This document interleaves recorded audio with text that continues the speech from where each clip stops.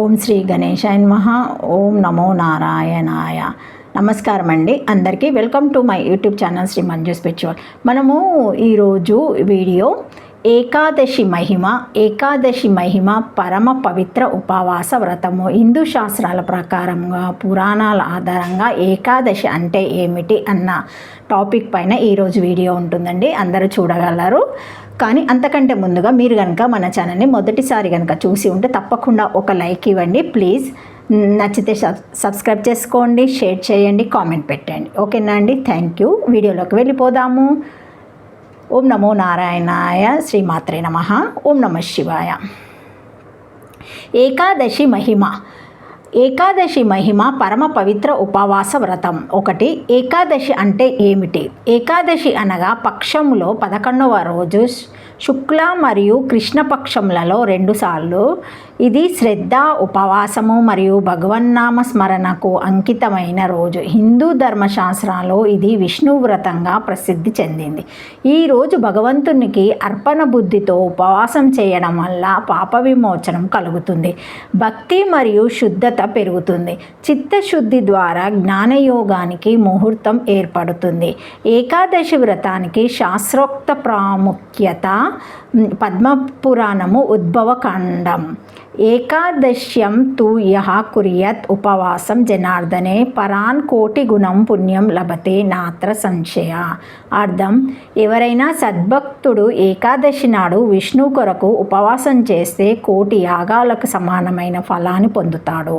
విష్ణు ధర్మోత్తరము నారద పురాణము ప్రకారము ఏకాదశి రోజున ఉపవాసంతో పాటు జాగరణ, రాత్రి నిద్ర లేకుండా నామస్మరణ చేస్తే అనేక జన్మల పాపాలు కూడా నశించిపోతాయి. 3, ఏకాదశి ఉపవాసం యొక్క ఆధ్యాత్మిక శాస్త్రము. హిందూ గ్రంథాలలో చెప్పిన ప్రకారము మన శరీరంలో ఉన్న ఇంద్రియాల అశుద్ధి, మనసు యొక్క వ్యామోహము, ఆహారము, నిద్ర మీద ఆధారపడి ఉంటాయి. ఉపవాసం ద్వారా మనము శరీర నియంత్రణ సాధిస్తాము, చిత్తశుద్ధి అందుకుంటాము, మనసును భగవద్దర్శనానికి సన్నద్ధనం చేసుకుంటాము. 4, ఏకాదశి పేరు, తేదీ, ప్రాముఖ్యత, ఉదాహరణలు. ఏకాదశి పేరు, విశేషత, కథ. వైకుంఠ ఏకాదశి ద్వారాలు తెరుచుకునే రోజు స్వర్గద్వారము విశిష్టత. నిర్జల ఏకాదశి, నీళ్లు కూడా తాగకుండా చేయాలి. భీమసేనుడు ఈ వ్రతాన్ని చేపట్టాడు. పాప విమోచన ఏకాదశి, సకల పాపాల నుండి విముక్తి. పురాణాలలో హనుమంతుని ఉపవాస వ్రతం. మోక్షద ఏకాదశి, ముక్తిని ప్రసాదించే తిథి. విష్ణు దర్శనం ద్వారా బ్రహ్మజ్ఞానము. 5, పురాణగాథ ఏకాదశి తిథి ఉద్భవము. పద్మపురాణము ప్రకారము ఒకసారి మురాసురుడు అనే రాక్షసుడు దేవతలను చాలా బాధించాడు. విష్ణుమూర్తి అతనిని సంహరించడానికి యుద్ధానికి వెళ్ళాడు. అనేక సంవత్సరాల యుద్ధం తర్వాత విశ్రాంతి తీసుకోవడానికి అతను యోగ నిద్రలోకి వెళ్ళాడు. అప్పుడు ఆయన శరీరం నుంచి వెలువడిన ఓ దివ్యకాంతి, ఆమెనే ఏకాదశి దేవి అంటారు. ఆమె మురాసురుడిని సంహరించింది. అప్పుడు విష్ణువు తాను యోగ నిద్రలో నుంచి మేల్కొని ఆమెను ఆశీర్వదించాడు. ఈరోజు నీ పేరునే ఏకాదశి అని పిలుస్తారు. ఈరోజు నన్ను భజించే వారంతా పాపాల నుండి విముక్తి పొందుతారు. 6, భక్తుల కథలు, ఉపవాసం మహత్యం. భీమసేనుడి కథ నిర్జల ఏకాదశి. భీముడు అన్నపానాలను వదలలేక ఉపవాసం చేయలేకపోయాడు. ఆయనకు వ్యాస మహర్షి ఒక మార్గాన్ని చెప్పారు.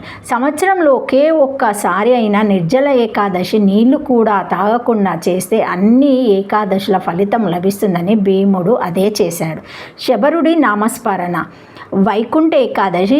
శబరుడు అనే గిరిజనుడు ఏకాదశి నాడు ఉపవాసంతో నామస్మరణ చేస్తూ గుహలోనే కూర్చున్నాడు. మృత్యువు దరిచేరక ముందే ఆయనకు నారాయణుడు సాక్షాత్కారం ఇచ్చాడు. 7, ఏకాదశి నాడు పాటించవలసినవి. ఉపవాసము, తిండి ధాన్యాలు, ముల్లకాయలు వర్జ్యం అంటే విడవాలి. భగవద్భజన, నామస్మరణ, పూజ, హరినామ సంకీర్తన, రాత్రి జాగరణ, పారాయణము, విష్ణు సహస్రనామము, గీత అధ్యయనాలు నివారించవలసినవి. గోధుమలు, బియ్యము, ధనధాన్యాలు పదార్థాలు, అసత్యం, కోపం, విచలిత మనసు, పరనింద, దురుద్దేశము, వ్యర్థ ప్రయాస. ఉపనిషత్తులలో ఏకాదశి తత్వము ఆత్మనియమ.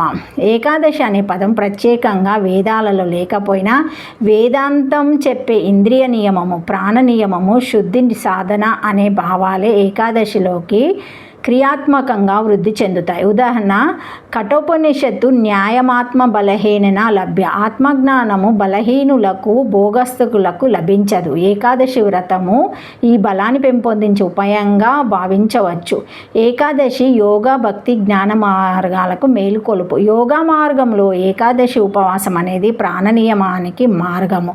భక్తి మార్గంలో ఇది నామస్మరణ పూజాదులు. జ్ఞాన మార్గంలో ఇది చిత్తశుద్ధికి బీజం. ఉపవాసంహారము మన జీవితంలో ఏకాదశి ప్రాముఖ్యత. ఏకాదశి వ్రతము మనకు ఆచారపరమైన క్రమశిక్షణ నేర్పుతుంది. అది మన ఆహార నియమము, నిద్ర నియమము, మనసు నియమము అన్నింటినీ పట్టించుకోవాల్సినని చెబుతుంది. ఇది ఒక ఉపవాస తిథి మాత్రమే కాదు, ఇది ఒక ఆధ్యాత్మిక ఉపనయనం, మన చిత్తాన్ని పవిత్రం చేసే పర్వదినం.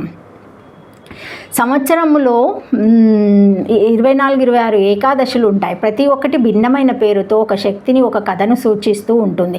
భగవాన్ శ్రీ విష్ణు అనుగ్రహముతో ఏకాదశ్యం భవనిష్ట శుద్ధాత్మస ముచిత్యజ్యత్ జన్మకోటి పాపానం నాశం యతినా సంశయ. ఏకాదశి శుభాకాంక్షలతో ధార్మిక జీవితానికి